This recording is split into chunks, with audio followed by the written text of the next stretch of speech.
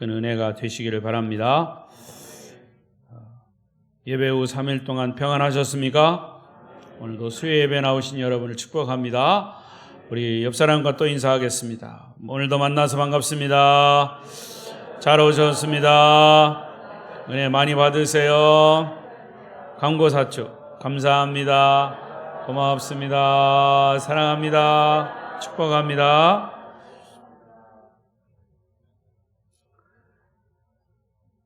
감사하고 고맙고 사랑하고 축복할 일들이 많이 생기기를 바랍니다. 오늘도 비대면 영상으로 예배하시는 분들 가운데도 감사하고 고맙고 사랑하고 축복합니다.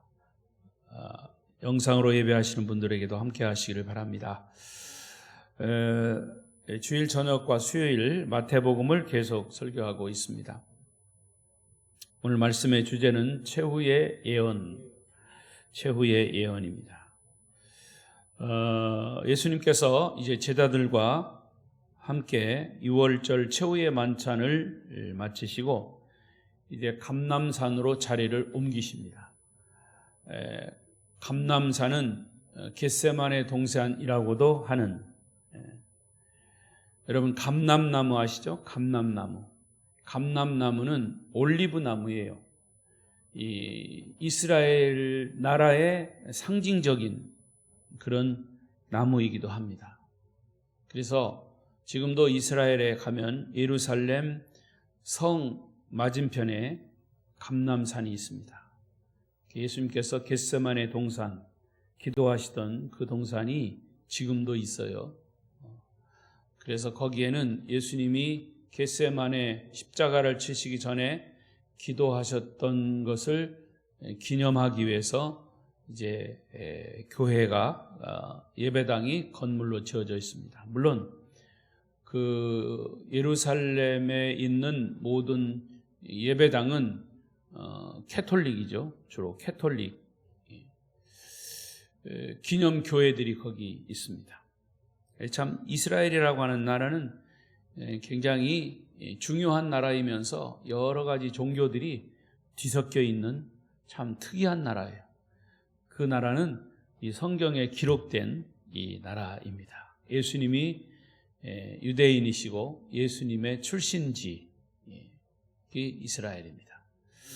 이제 감람산으로 이제 가고 지금 자리를 옮기시고 있는데 그때 예수님은 제자들에게 두 가지 말씀을 하십니다. 첫 번째 말씀이 31절이에요. 31절 시작. 그때에 예수께서 제자들에게 이르시되 오늘 밤에 너희가 다 나를 버리리라. 기록된 바 내가 목자를 치리니 양의 떼가 흩어지리라 하였느니라.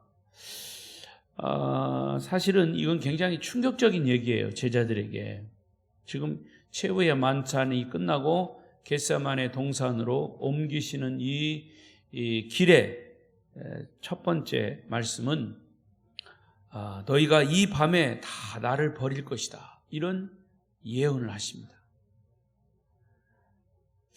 이 제자들이 생각할 때는 지금 우리가 주님과 함께 만찬을 하고 주님을 따라가고 있는데 주님은 말씀하시기를 느닷없이 오늘 밤에 너희가 나를 배신하고 다 버릴 것이다. 지금 우리가 주님과 함께 만찬하고 주님을 따라가고 있는데 오늘 밤에 우리가 다 주님을 버리고 도망가다니요. 어찌 그런 말씀을 하십니까? 그 말씀을 우리는 믿을 수가 없습니다. 이런 생각을 하고 가는 거죠. 제자들은 그 말씀을 듣고 사실은 마음에 두려움이 생기죠. 그런데 이 31절 말씀 속에는 예수님의 그 뜻이 두 가지의 뜻이 숨겨져 있습니다. 첫 번째 뜻은 제자들의 마음을 다 알고 계시고 하지만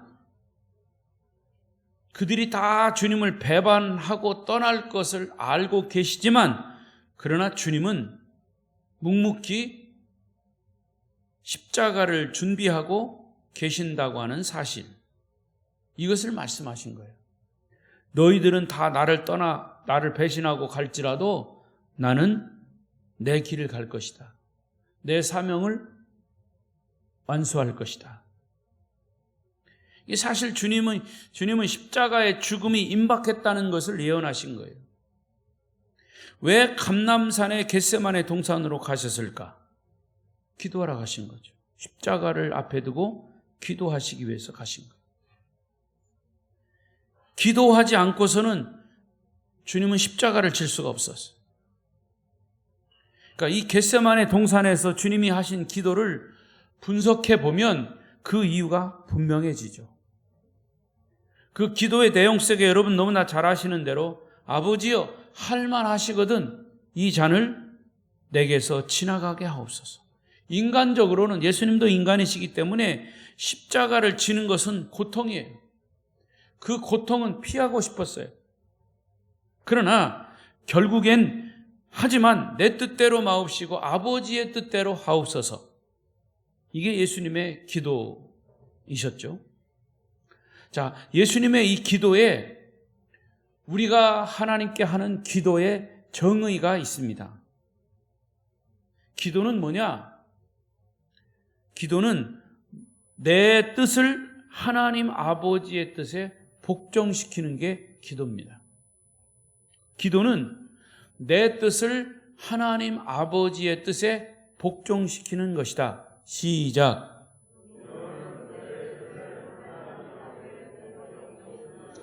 그게 기도입니다, 여러분.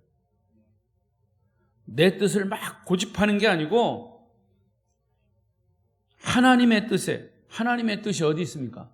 성경에 기록되어 있죠. 성경에 기록된 것을 우리가 성경을 보면서 아, 하나님의 뜻이 이거구나. 그래서 하나님의 뜻에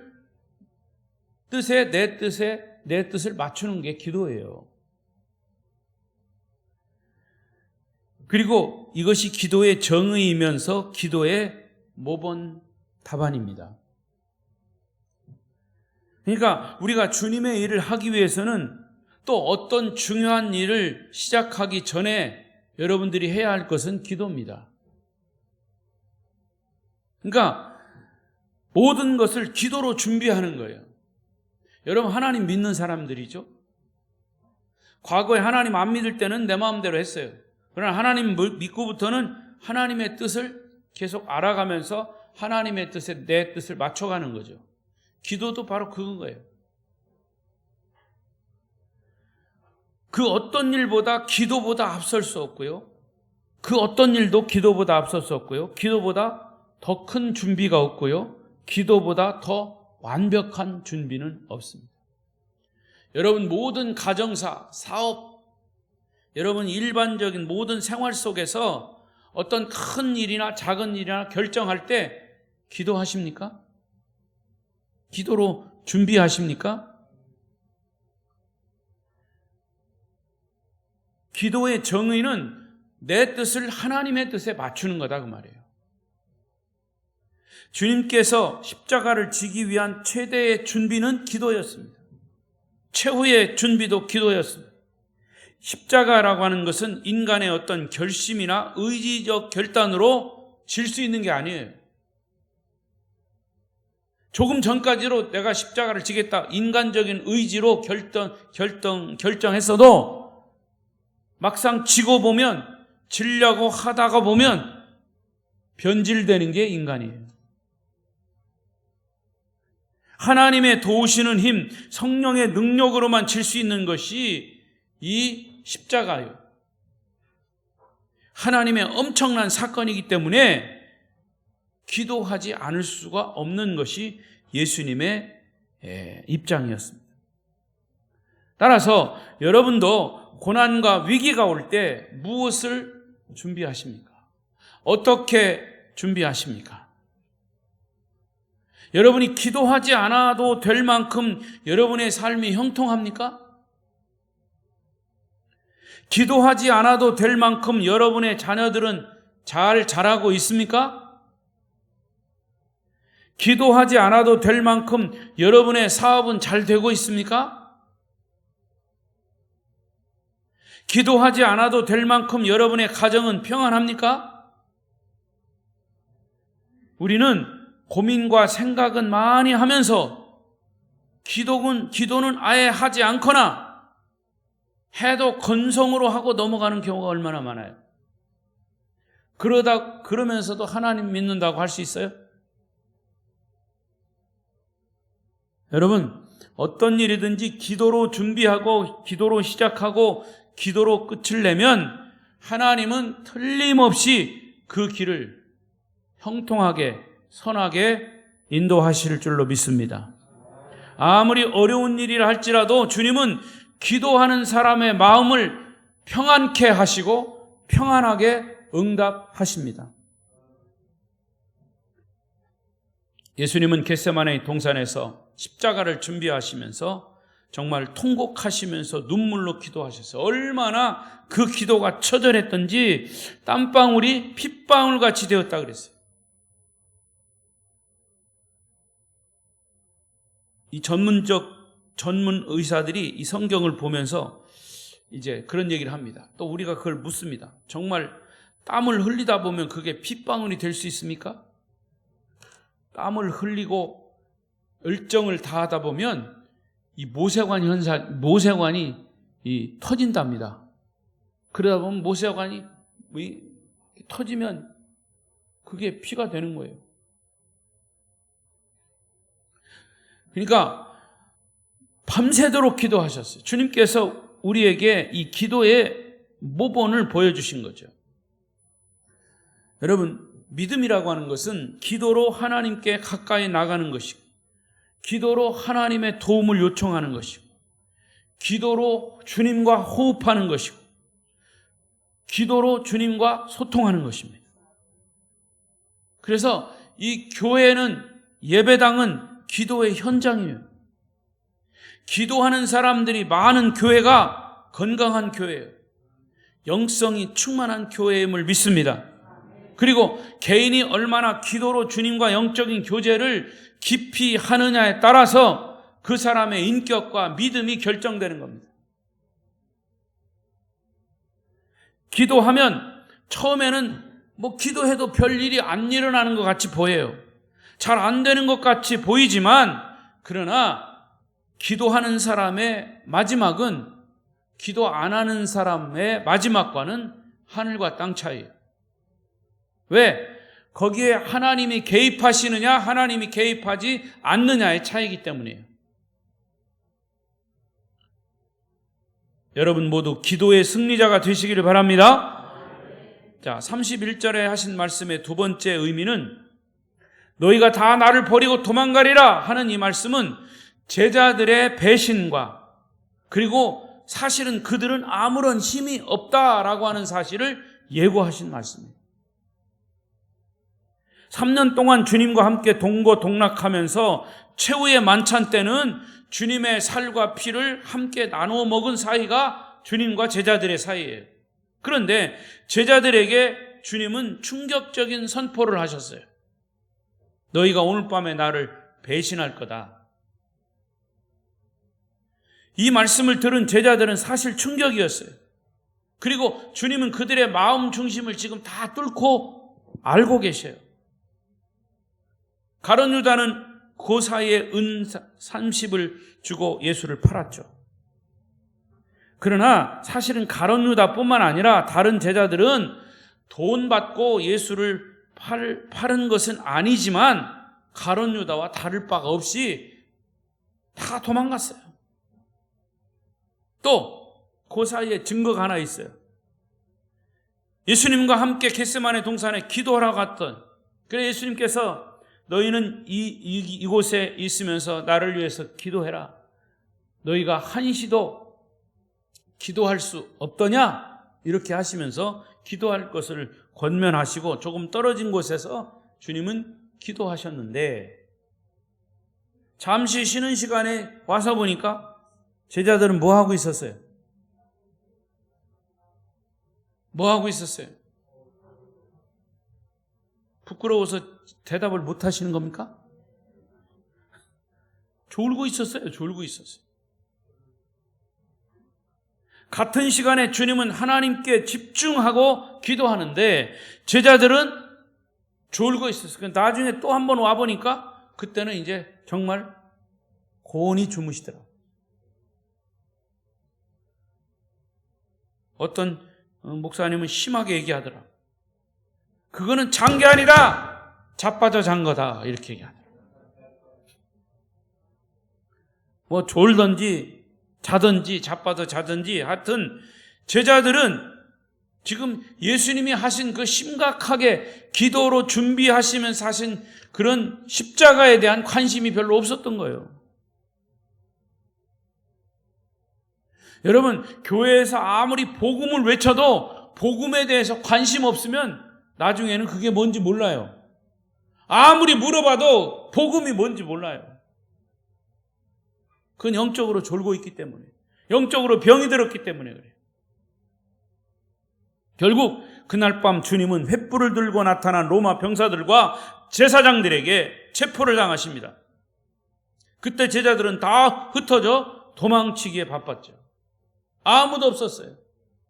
그나마 베드로는 멀찍이 주님이 체포당하는 거 그거 구경하고 있었죠.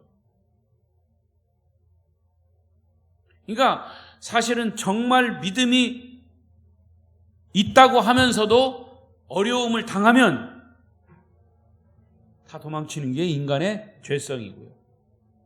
그나마 믿음을 가지고 있다고 하는 사람들은 예수님의 중심에 들어오지 않고 멀찍이 떨어져서 주변에서 어슬렁거리고 있는 거예요.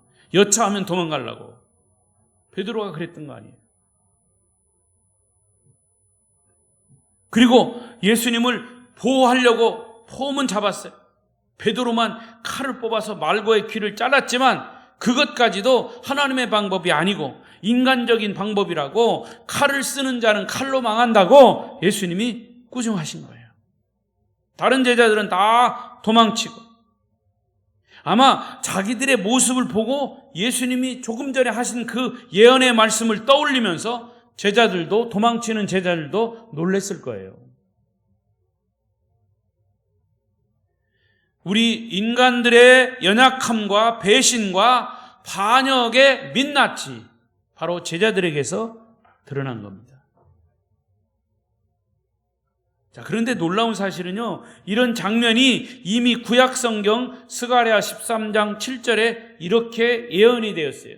구약성경 스가랴 13장 7절 시작. 만군의 여호와가 말하노니 카라, 깨어서 내 목자 내 짝된 자를 치라. 목자를 치면 흩어지려니와 작은 자들 위에는 내가 내 손을 들이우리라. 목자를 치면 양이 흩어지게 될 텐데 이런 모습이 너희에게 있게 될 것이다. 바로 그거, 예수님이 십자가에, 이 목자가 십자가에 죽게 생겼으니까 양들은 다 흩어진다고 그랬어요. 스가랴서의 예언입니다. 주님이 십자가에 죽으면 제자들은 흩어진다는 이 구약의 말씀이 지금 성취되고 있는 순간이에요. 목자 없는 불쌍한 양, 흩어져 유리 방황하는 어린 양들과 같이 된다는 거죠. 저와 여러분은, 우리의 목자는 예수 그리스도이십니다. 믿습니까? 그러니까 주님의 음성, 예수 그리스도의 음성을 바로 들어야 됩니다. 사람의 말 듣지 말고 예수님의 말씀, 예수님의 음성을 들으시기를 바랍니다. 그래서 예수님의 음성을 듣고 따라가는 양들이어야 진짜 양인 거죠. 예수님 말씀 안 듣고 마귀 말 들으면 염소가 되는 겁니다. 그래서 염소들이 아무나 들이받아요. 목자도 들이받고 사람도 들이받고 여기 들이받고 저기 들이받고. 요즘 이 세상에 영적인 염소들이 얼마나 많은지 몰라요. 주님의 말씀을 안 들으니까, 목자의 말씀을 안 들으니까.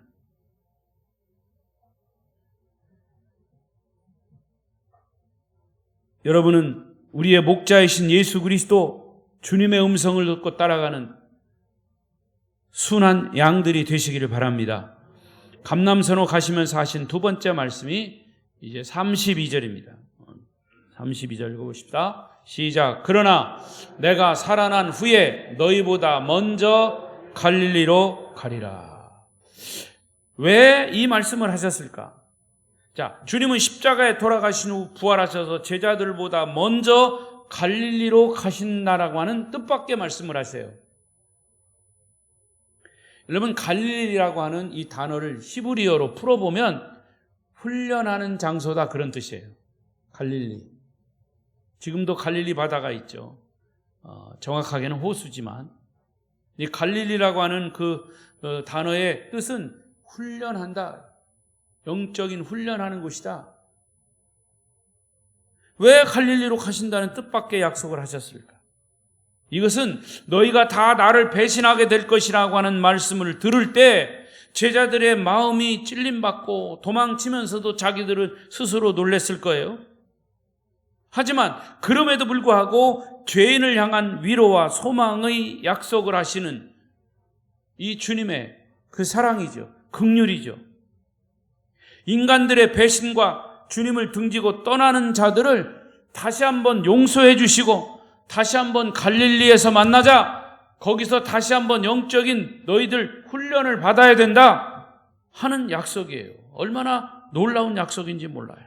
너희는 나를 배신했고 내 얼굴에 침 뱉었고 나를 떠났지만 나는 너희를 용서하고 지금도 변함없이 너희를 사랑한다. 너희를 사랑한다 라고 하는 소망의 말씀인 줄로 믿습니다. 이 말씀이 여러분에게 위로와 정말 소망과 격려의 말씀이 되시길 바랍니다. 주님은 아직도 우리를 사랑하십니다. 우리가 주님의 뜻대로 다 살지 못했다 할지라도 너무 자책하거나 죄책감에 빠지지 않으시기 바랍니다. 가룟 유다와 베드로는 똑같이 주님을 배신했어요. 그러나 사실은 가룟 유다는 주님을 사랑하지 않았어요. 지난번에도 말씀드린 것처럼 성경 어디를 찾아봐도 가룟 유다가 주님을 사랑한다라고 하는 고백이 한 군데도 없어요. 오히려 가룟 유다가 주님을 배신한 방법은 아주 교활합니다. 계획적이고 의도적이었어요. 날카롭고 아주 명석한 두뇌를 가진 가룟 유다가 예수님을 팔아버릴 생각을 하고 결국에는 배신한 거예요.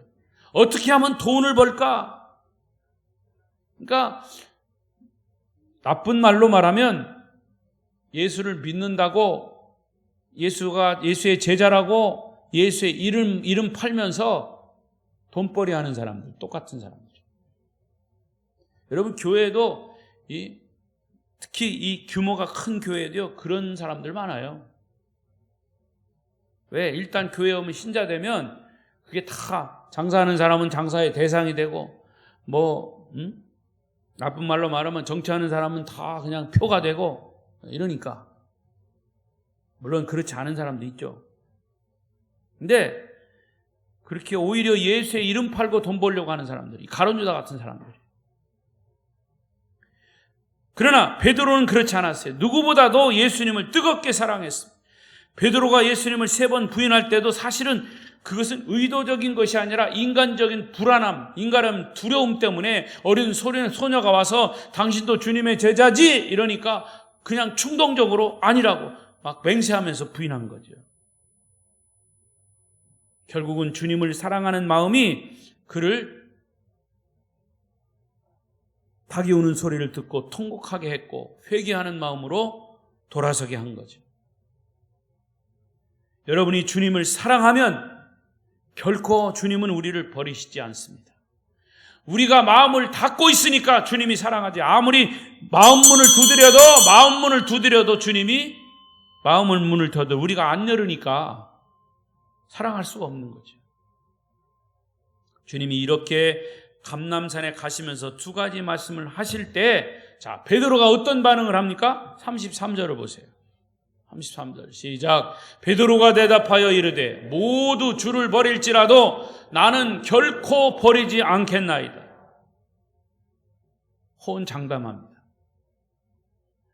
주님과 함께 먹고 주님의 기적을 보고 주님의 말씀을 들었고 최후의 만찬까지 먹었던 베드로였지만 이 장면에서만큼은 인간적 베드로예요.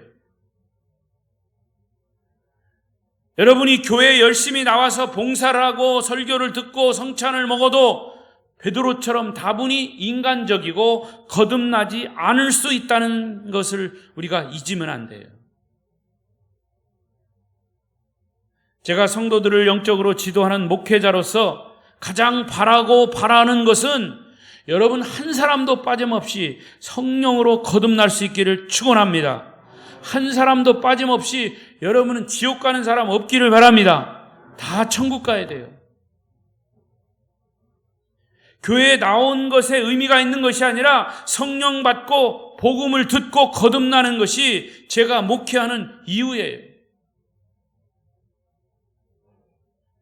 이런 베드로의 인간적인 충정에 대한 주님의 대답 34절 보십시오. 충격적인 말씀을 하십니다. 시작. 예수께서 이르시되 내가 진실로 내게 이르노니 오늘 밤 닭울기 전에 내가 3번 나를 부인하리라. 다른 사람은 몰라도 나는 절대로 주님을 버리지 않겠다고 그렇게 맹세까지 했는데도 그런 베드로에게 주님은 지금 마른 하늘에 천둥치는 소리, 청천벽력 같은 소리를 하시는 겁니다. 닭 울기 전에 내가 3번 나를 부인하리라. 베드로가 부인할 말을 베드로 자신도 모르고 있어요, 지금. 그런데 주님은 통찰력을 가지고 예언을 하신 거예요. 충격받은 베드로는 다시 한번 주님 앞에 고백하기를 35절. 시작. 베드로가 이르되 내가 주와 함께 죽을지언정 주를 부인하지 않겠나이다 하고 모든 제자도 그와 같이 말하니. 여러분, 요 마지막 부분 보세요. 베드로가 하니까 다른 제자들도 같이 따라서 했다는 거예요. 가룟 유다는 가룟 유다를 보호하는 건 아니지만 가룟 유다는 내가 주님을 배반할 자입니까? 이렇게 물었어요. 그 가룟 유다도 참. 그런데 제자들은요, 남은 제자들은 더 괘씸해요. 베드로처럼 큰 소리 쳐고 같이 그랬다는 거예요. 같이 그렇게 우리는 그렇게 예수님을 배반하지 않는다고 큰 소리 친 거죠. 아마 베드로는 스스로 화가 나면서 이런 얘기를 했을지 몰라요. 내가 지금 맹세한다니까요, 주님. 내가 지금 맹세한다니까요. 근데 주님은 베드로가 곧 이어서 3번 부인할 것을 알고 계셔서 그대로 말씀하신 거예요. 자, 저는 이런 베드로를 통해서 또 깨닫는 메시지가 있어요. 여러분, 인간의 성실함이나 인간의 어떤 의지나 인간의 노력으로는 주님 앞에 나아갈 수가 없어요. 다른 말로 말하면 인간의 노력이나 인간의 선행으로는 구원받을 수 없는 거예요. 그래서 요한복음 3장에 보면 주님께서 니고데모에게 뭐라고 그랬어요? 네가 거듭나야 하리라. 따라하십시다. 내가 거듭나야 한다. 네가가 아니라 내가예요. 다시 한번. 내가 거듭나야 한다. 니고데모에게 말씀하신 거예요. 그래서 육으로 난 것은 육이요 성령으로 난 것은 영이니 내가 거듭나야 하겠다 하는 말을 이상히 기이 여기지 말라 설명하셨어요. 그래서 육은 육이요 영은 영이라. 육은 영을 이해하지 못합니다. 세상적인 방법으로는 하나님 나라를 이해하지 못한다는 얘기예요. 아무리 세상 지식이 출중해도, 세상의 지혜가 출중해도, 세상의 경험이 풍부해도, 세상의 방법이 의학적이고 무슨 과학적이고 엄청난 그런 방법이 있다 할지라도 이 세상의 사상과 지혜와 지식과 경험과 방법으로는 절대로 구원을 얻을 수가 없고 절대로 영적인 부분을 깨달을 수가 없는 거예요. 자, 보십시오. 요한복음 6장 63절 시작. 살리는 것은 영이니 육은 무익하니라. 내가 너희에게 이른 말은 영이요 생명이니라. 살리는 것은 영이고 육은 무익하다 그랬어요. 지금 여기서 육은 무익하다는 그 말은 우리 육신이 아무것도 아니다라는 말이 의미가 아니에요. 우리 육신이 있어야 영이 있는 거지만 여기서 요한복음 6장에서는 예수님께서 영적인 부분을 드러내기 위해서 육은 무익하다는 말씀을 하신 거예요. 그러니까 이 말은 영은 영이고 육은 육이다. 육은 육을 이해하고 영은 영을 이해하지만 이 육신은 영을 이해할 수 없다. 또 갈라디아 5장 17절에도 말씀하시기를 시작. 육체의 소욕은 성령을 거스리고 성령은 육체를 거스르나니 이 둘이 서로 대적함으로 너희가 원하는 것을 하지 못하게 함이니라. 이 육은 대적할 수가 없다는 거예요. 서로 하나가 돼야 한다는 거죠. 그리고 영은 영을 이해할 수 있는 것이지 절대로 육이 영을 이해할 수가 없는 거죠. 육과 영은 이만큼 다른 거다. 우리가 예수 그리스도를 육적으로 이해하면 어떤 사람은 예수를 이 세상의 사상과 이 세상의 지식을 가지고 이해하다 보니까 어떤 철학자는 이 예수가 사생하다라고 이런 뚱땅지 같은 소리를 합니다. 그 누굽니까? 금방 생각이 안 되네. 머리 빡빡 깎고 말하는 사람. 그 사람이 신학교 나온 사람이에요. 그런데 그런 희한한 얘기를 합니다. 여러분, 그러니까 우리가 예수 그리스도를 육적으로 이해하면 결국 예수님도 사생하다 이렇게 말할 수밖에 없는, 이것이 다 죄인인 인간의 육적인 발상이죠. 그래서 베드로의 내가 주를 위하여 죽겠다라고 하는 것은 인간적인 고백이에요. 성령을 통한 고백이 아니에요. 그러니까 성령을 통한 고백이냐 인간적인 고백이냐에 따라서 결과는 엄청나게 달라지는 거예요. 이걸 조금 발전시켜서 말씀드린다면 여러분, 기도라고 다 기도가 아닙니다. 성령에 위한 기도인가 인간적인 기도인가. 인간적인 고백은 오래가지 않고 변화무쌍합니다. 성령에 의한 고백은 변함이 없고 한결같아요. 그래서 믿음도 인간적인 믿음이냐? 이거는 하루아침에 변해요. 성령에 의한 믿음이냐? 이것은 변함이 없습니다. 여러분의 믿음이 성령에 의한 믿음으로 변질되지 않기를 축복합니다. 그리고 또 하나, 두 번째 의미는 베드로가 한 이 말씀에, 예수님이 하신 말씀에서 뜻은 인간의 어떤 성실함, 의지, 노력으로도 언제든지 그것은 변질될 수 있고 배신이 일어날 수 있고 변할 수 있다는 것이에요. 베드로가 의도적으로 배신한 것은 아니라고 그랬어요. 그러나 그는 인간의 연약함 때문에 무너진 거예요. 구약의 모세의 경우, 모세가 바로의 궁전에서 40년 살 때 어느 날 애굽 사람이 자기 동족 히브리 사람을 때리는 것을 보고 참지 못하고 결국 그 애굽 사람을 죽이게 되므로 광야로 쫓겨가서 광야에 40년 동안 훈련하게 되죠. 결국 그는 애국심이 살해를 한 거예요. 여러분, 인간의 종교성이라고 하는 것은 한편으로는 좋은 일을 하기도 하지만 또 한편으로는 종교성만 가지고는 악한 일을 서슴없이 한다는 거죠. 이 모슬렘 사람들은요, 전쟁을, 사람 죽이는 일을 성전이라고 그래요. 거룩한 전쟁이라고 그랬어요. 알라의 뜻이면 사람 죽이는 일도 그냥 한다는 거예요. 그게 자기네들의 경전에 있다는 거죠. 그게 잘못된 이 종교성입니다. 그게 사실 그 점이 베드로에게도 사실이 있었던 거죠. 결국 이제 우리가 알다시피 예수님께서 갈릴리로 이제 부활하신 후에 가서 베드로를 만나고 그때 베드로가 베드로에게 그런 고백을 받아내잖아요. 내가 나를 사랑하느냐. 자, 그건 이제 뒤에 또 나오니까 그때 말씀을 드리겠습니다. 이제 오늘 말씀을 정리해 보겠습니다. 자, 그럼에도 불구하고 우리는 여기서 예수님의 사랑과 긍휼함, 여러분들도 이 말씀에서 주님의 사랑과 긍휼을 경험하게 되시기를 바랍니다.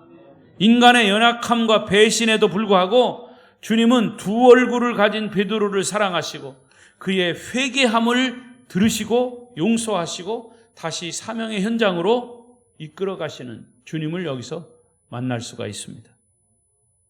그 요한복음 21장에 주님이 부활하셔서 제자들보다 먼저 갈릴리로 가시죠. 그리고 숯불과 생선을 구워 놓으시고 베드로가 오기를 기다리십니다.